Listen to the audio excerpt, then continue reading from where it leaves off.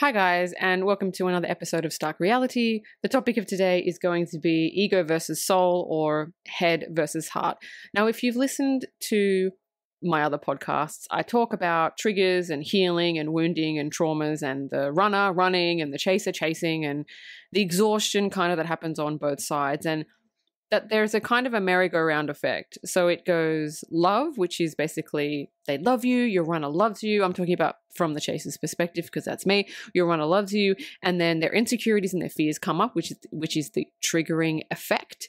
And then it makes them run. They're like, fuck this, I'm out of here. And then they heal whatever wound it is, and then they come back to love. So it's a circle of love, trigger, run, heal, love, trigger, run, heal. Now, this is a phase in the twin flame journey. There are a lot of phases. The twin flame journey is not linear. I know if you go and Google twin flame stages, it lists all the stages in a very linear fashion. It's not linear, and everybody's journey is different. This is just my journey. This is just based on my experience with me and with the runner. So when you do the love, trigger, run, heal thing, the chaser does it. You do it.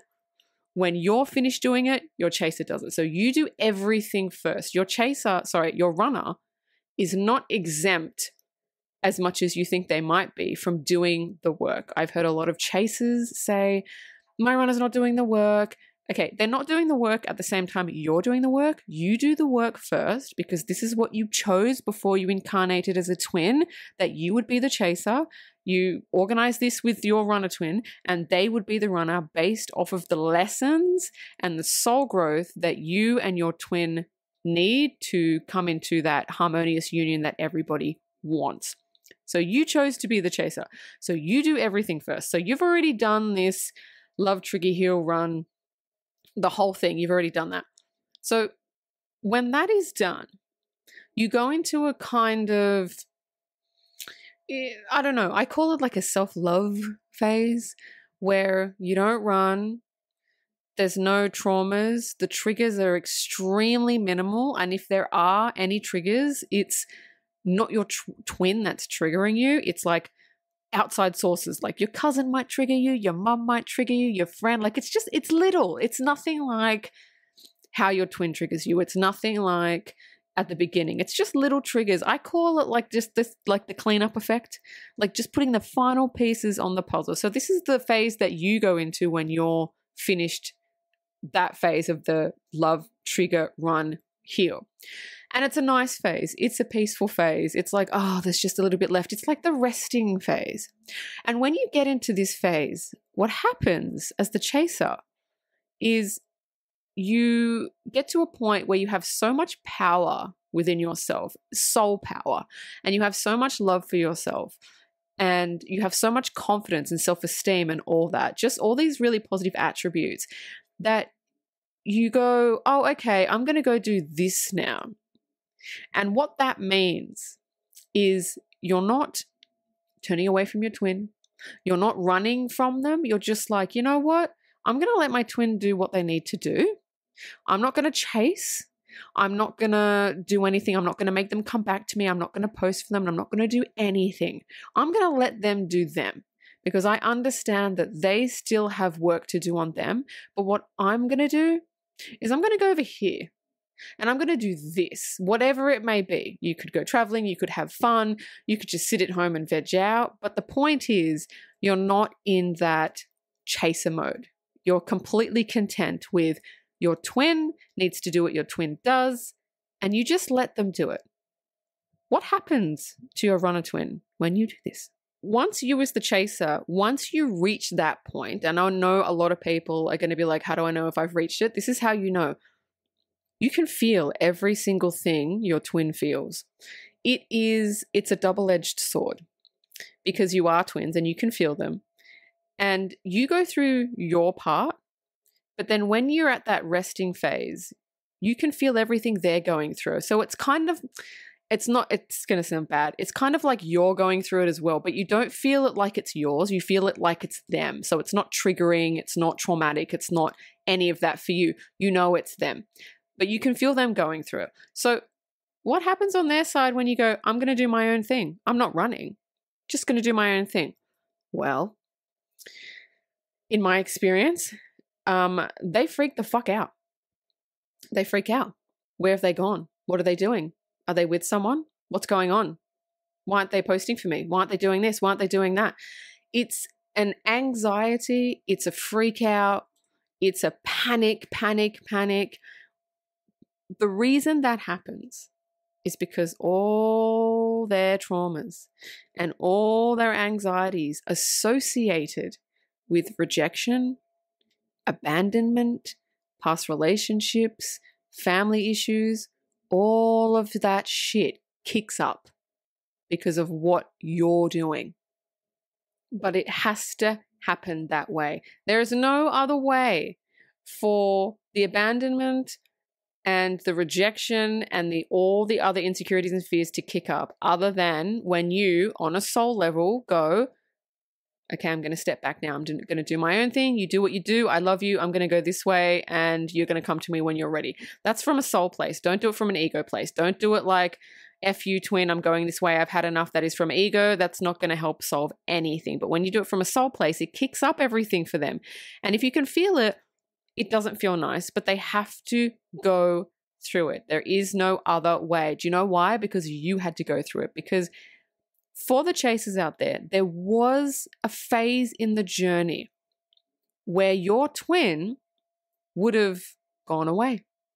They're not posting. They're not, liking my posts if you've got a twin that does that. They're ghosting me. They're blocking me. They're doing all that stuff and they just poof, they go. And what did that do? It kicked up your insecurities and it kicked up your traumas and you freaked out and you panicked and all this shit started coming up. This is happening for them because it happened for you, because they go through exactly what you go through. The next phase, the panicking, all that, right? That's one little phase. That usually doesn't last for long depending on the twin. But the phase after that, which is the point of the podcast, which is the topic, is they go into a phase called ego versus soul, head versus heart. So it's no longer love, trigger, run, heal, love, trigger, run, heal. That phase is gone. As soon as they think you've abandoned them, as soon as they think you've rejected them, they do the panic thing. Where have they gone? What are they doing? And then the battle begins. The battle between head and heart or ego and soul has to happen. Because when you pull away from a soul level, not from an ego level, from a soul level, when you pull away, they go into panic stage. What are they doing? Who are they with? All this stuff starts coming up. When that stage is over, the confusion sets in because they're like, well, F this. I'm going this way. They don't want me. They've abandoned me. Okay, I'm just going to turn my back on them like they turned their back on me. Doesn't work. Because as a chaser, you've tried that. That shit doesn't work because you can't. Because the twin thing keeps pulling you back because they are your soul. So they'll try that. They'll go, okay, I don't want anything to do with this person. They'll turn their back on you. But then they can't. They can't stay there for long. And then they turn towards you. And then they turn away and then they turn towards you and then they turn away and then they turn towards you. Ego, heart, ego, heart, ego, heart. And it's a jumble of confusion. They don't know what to do because they're like, this person has abandoned me. This person doesn't love me. This person doesn't want to be with me. Yet, I love them more than anything else on this earth. I can't move on. I've tried. What am I going to do?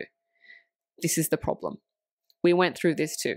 Imagine, if you will, Mike Tyson, that's your ego. Dalai Lama, that's your soul. And they're in a battle, they're in a fight. Now, if you actually envisioned these two people in a ring together, who would you think would win instantly? Mike Tyson, right? Yep, that's the ego.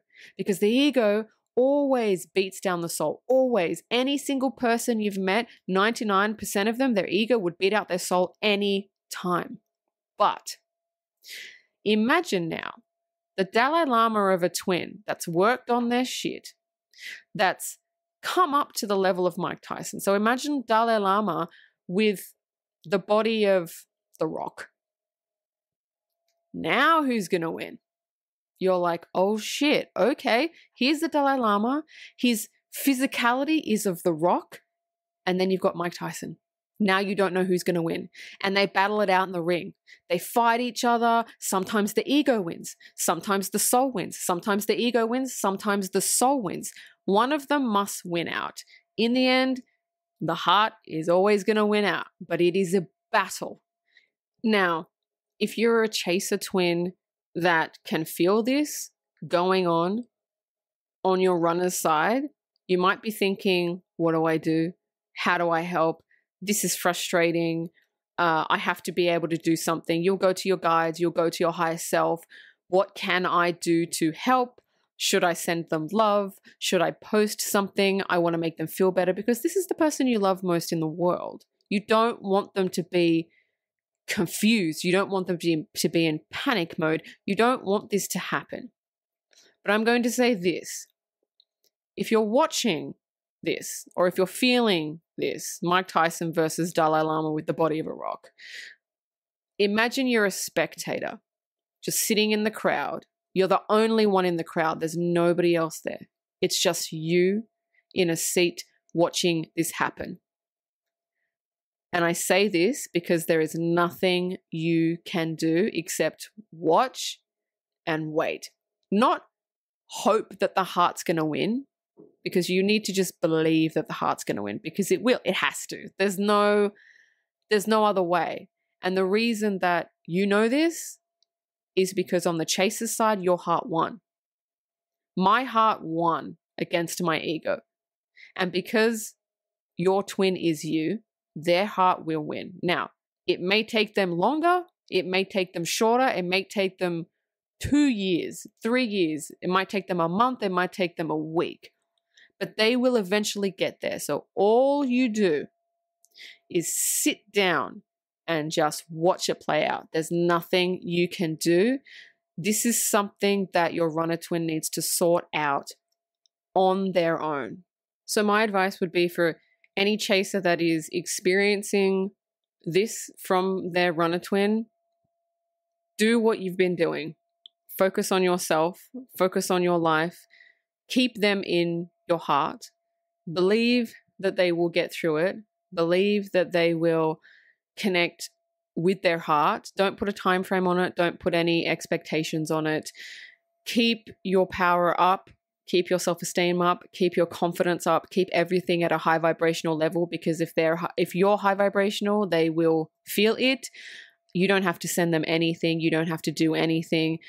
You just have to wait until they sort it out, basically. So I hope that this has helped someone. And if you want to email me, you can at starkrealitypodcast@gmail.com. And thank you so much for all the emails that I've been getting. I'm so happy that I could help people on their journey and navigate this, because this is truly one of the most interesting, disturbing, anxiety-riddled, traumatic journeys that a soul could choose to go on. And we do choose this before we incarnate. So to all those strong souls out there, keep strong. You can do it. And union will be soon. Just keep the faith, guys. Stark Reality is a Balloonhead Productions presentation.